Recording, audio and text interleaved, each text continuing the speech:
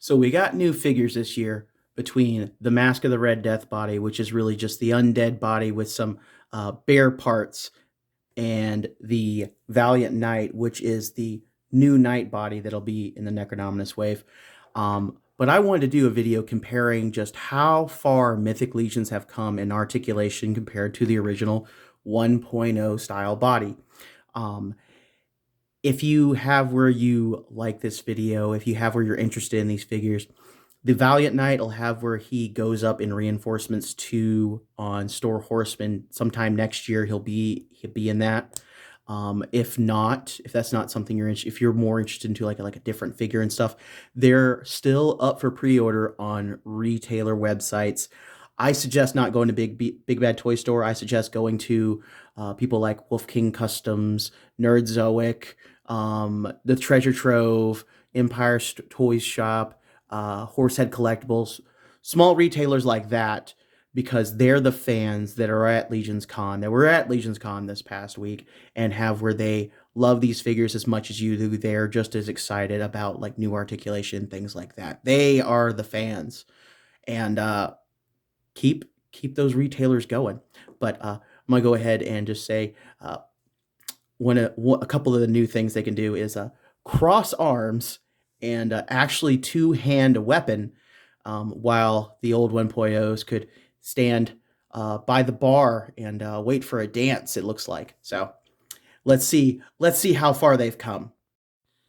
First spot I wanted to go over was the torso bend at the pelvis here. This is the original style 1.0, improved Knight design, and then the undead body. So let's see how well these guys can bend at the torso first. Okay, so that's at the torso. Obviously the Valiant Knight's pretty gosh darn awesome there. Now I'm going to add in craning the neck down as far as I can. Yeah, so those hinges on the balls on the neck now have where it adds a ton of range there. Like the vampire slash undead has where it's staring basically straight down. The Valiant Knight has where, like, if he didn't have a helmet on, he could see between his feet pretty much. And the Red Shield Soldier has where he's definitely checking out the shoulder blades on the undead.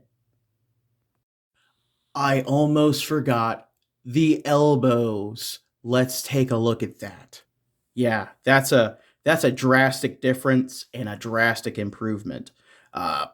It's kind of insane. Like between the undead and the Valiant Knight, like I feel like this would be the kind of motion you'd have in plate mail. I've never worn it, but like that's what I think would be real movement there. This is still an awesome sculpt, but still it's just like less than 90. You can tell it, and I understand people who complained about it in the past, but now it's up to snuff, guys. All right, the next thing, I think after Dark Souls has touched so much of the fantasy world, the T-pose is a very important thing now, so let's just knock this out. So yeah, obviously the ones from Necronominous and using the undead shoulders, and the new Knight body has where they get above a T. The original still has where it hits that T-pose, but it still has where it is limited right there. You can't get higher than that.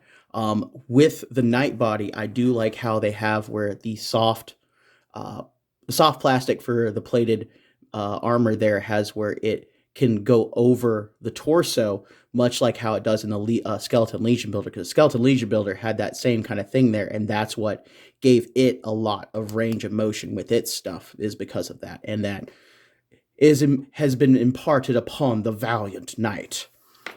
Next, let's go for let's see them legs. I wanted to look at the pelvises here because these are both like the regular 1.0 original pelvises. This is the new pelvis that's on the Knight bodies that has where it's still roughly the same distance between the top of the hip and the bottom of the little pelvis gap right there on these, but it has where it's shorter on top here to accommodate more soft goods and stuff. And here you can kind of see the knee bend there and how it is deeper on both the Undead and the Valiant compared to the original there. And as you can see with like axe kicks, it's still like night and day. Like it's insane. Honestly, I could probably get this one a little farther back. Balance him just right there, because like I had him balanced up for hours. Just it's crazy how much more articulations in these figures now. Like, if you don't have anything ordered from Necronominus, you need to go get it. You need to put in your order. Again, check out those smaller retailers, because like they're the ones who love these figures as much as you do. So this has been Billy Beige. This has been me playing around with stuff. I think I'm gonna do some pop and swaps next, because I want to make a dwarf. Yeah, that's right. See you in the next video.